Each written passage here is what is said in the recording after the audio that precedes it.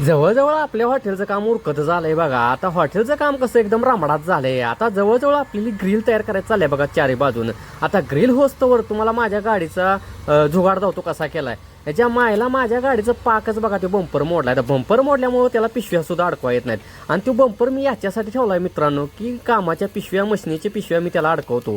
त्यामुळे माझी माणसं मागं 3 बसतात गाडीवर आणि पुढे पिशव्या, त्यामुळे ओकेच होतं. आता जवळजवळ बघा मी ती एकदम ओकेच बघा लावलंय बघा. वेल्डिंग खटवा आणि रामडाच झाले. साधे वेल्डिंग आहे आणि बंपर आहे बघा स्टीलचा. स्टीलच्या बंपरला साधे वेल्डिंग होत नाही, तरी पण आम्ही एकदम ओके खटमध्येच मारले मित्रांनो. आता बघा ग्रिल कसं खट झाले एकदम रामडाच. आता याच्या मायला रामडाच करून टाकले नानाने ग्रिल. असं ग्रिल पाहिजे बघा. विषय कसा नानाने रामडाच केलाय. जवळजवळ आसपास हॉटेल खटवानीच दिसतंय आणि ग्रिलमुळे तर नादच नाही करायचं.